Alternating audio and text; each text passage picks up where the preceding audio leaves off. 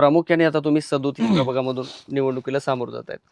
तर त्यामध्ये काय अशा समस्या आहेत तुम्हाला वाटतं, की ह्या समस्या आहेत, ह्या आतापर्यंत सोडल्या गेल्या पाहिजेत होत्या आणि त्या सोडवण्यासाठी प्रयत्न करणार आहेत? रस्ते, लाईट, वीज हे आता ह्या मूलभूत गरजा. मूलभूत गरजा आहेत. ह्या हं, समस्या नसू शकतात. हं, पण योगायोगाने काही ठिकाणी मी म्हणत नाही सगळाच भाग आमचा वनवासी आहे.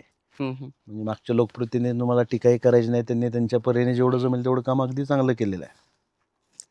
पण अजूनही ह्या बेसिक मूलभूत सुविधासुद्धा काही भागामध्ये वंचित आहेत.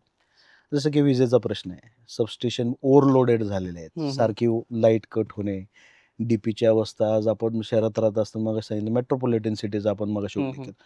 मेट्रोपॉलिटन सिटीमध्ये राहत असताना तुमची हाय टेन्शन्स वायर वगैरे हे अंडरग्राऊंड असले पाहिजेत. आज इथे तारा लटकतायत. कुठेतरी त्याचं पावसाळ्याच्या काळामध्ये शॉर्ट सर्किट होणं, ब्लास्ट होणं, ह्या बेसिक समस्यावर काम करणं अजूनही तितकंच गरजेचं आहे.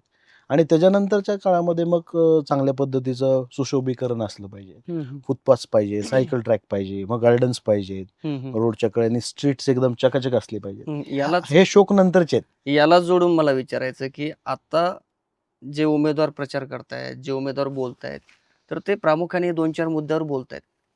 मात्र तुम्ही यापेक्षा वेगळं काय करणार आहात? मी सांगितलं लोकप्रतिनिधी म्हणून सगळ्यात पहिल्यांदा ज्या बेसिक मूलभूत गरजा आहेत, हं, हं. त्या 100% असल्या पाहिजेत. हो. त्याच्यानंतर मी तुम्हाला सांगितलं, की मग जे शौक आहेत, की मग माझा परिसर हा स्वच्छ तर आहे. मग तो सुरक्षित असला पाहिजे. हं. त्या ठिकाणी मग आमच्या मुलांना खेळायला चिल्ड्रन्स पार्क पाहिजे, ऑक्सिजन पार्क पाहिजे.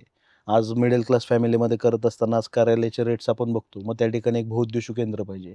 तिथं त्यांच्या मुलांचे वाढदिवस, लग्न, छोटे-छोटे कार्य करता आले पाहिजेत. एकदम मोफतच मिळतं, कमी दरात नाही. कारण हे सार्वजनिक आहे. ह्याला पुन्हा ठेकेदारी करून टेंडर करून कॉर्पोरेशनचा आपलाच एक कार्यकर्ता जगवायचं काही कारण नाही. आता ही परिस्थिती आहे. ह्या सगळ्या गोष्टी, ह्या सगळ्या सुखसुविधा लोकांना ज्या शासन म्हणून आम्ही देऊ, ते मोफत असले पाहिजेत. बरं. आणि माझ्या काळामध्ये मी शाश्वती देतोय. हं, ऑन रेकॉर्ड आहे सगळं, की ह्या हं, सगळ्या गोष्टी मोफत असतील. Apart from maintenance. हं, इनफॅक्ट मेंटेनन्स सुद्धा आम्ही करू. हं, हं. कारण हे लोकांसाठी केले. बरं. कॉर्पोरेशनच्या जागा आहेत, कॉर्पोरेशननी पैसे दिलेले आहेत, लोकांसाठी उभारले.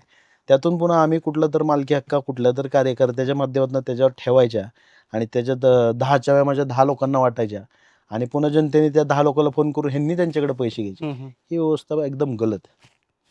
संधी मिळाली, नगरसेवक झालात, तर पहिले कुठले काम करायचे? 3च विचारतोय. मी सांगितलं बेसिक मूलभूत गरजा व्यवस्थित पाहिजे. हं, हं. त्याच्यानंतर सुरक्षेच्या अनुषंगाने काम होणं अपेक्षित आहे. भयभीत नसली पाहिजे. आज आपण संध्याकाळी 6-6:30 वाजता फिरताना एकदम सुरक्षित रिलॅक्स वाटलं पाहिजे, की सुरक्षित आपल्याला वाटलं. महिला भगिनीला सुद्धा एकदम व्यवस्थित फिरता आलं यावं. ही माफक अपेक्षा आहे. ती सुरक्षेच्या प्रश्नावर काम करणं अपेक्षित आहे. ट्रॅफिक त्याच्यानंतरची महत्त्वाची गोष्ट आहे. त्याच्यानंतर पाणी पुरवठा. व्यवस्थित जास्तीत जास्त लोकांना पुरेल एवढा.